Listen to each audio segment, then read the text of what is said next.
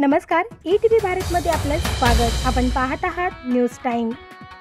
बेळगाव, कारवार, बिदरसह सीमा भागातील मराठी भाषिक गावे महाराष्ट्रात सामील करण्याचं महाराष्ट्राचं स्वप्न अजूनही अपूर्ण। हे स्वप्न पूर्ण करण्यासाठी सर्वतोपरी प्रयत्न करणार। महाराष्ट्र दिनी अजित पवार यांची भूमिका। महाराष्ट्र दिनानिमित्त मुख्यमंत्री एकनाथ शिंदे यांनी हुतात्मा चौकात हुतात्म्यांना वाहिली आदरांजली। मुख्यमंत्री एकनाथ शिंदे यांनी हुतात्म्यांचं बलिदान वाया जाऊ देणार नसल्याचं केलं स्पष्ट।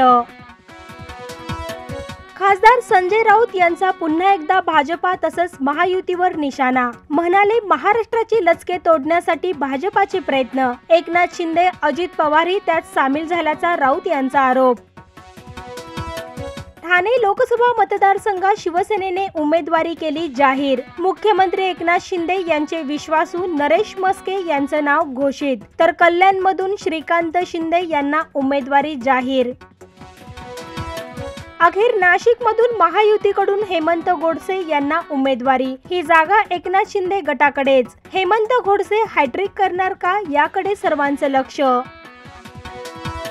आम्ही संविधान बदलणार असं विरोधी पक्ष खोटं सांगत आहे, नारायण राणे यांचा दावा। राहुल गांधी एक नंबरचे खोटारडे असल्याची केली टीका।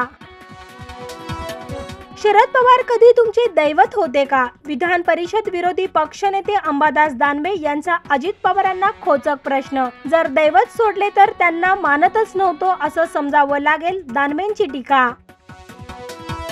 पोलीस आयुक्तालय परिसरातल्या लॉकअपमध्ये सलमान खान गोळीबार प्रकरणातील एका आरोपीची आत्महत्या। अनुज थापन असं आत्महत्या केलेल्या आरोपीचं नाव।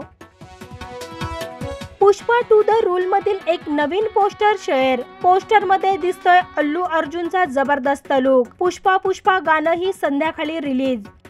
या बातम्यांसह इथेच थांबूया। अधिक माहितीसाठी लॉग इन करा etvbharat.com।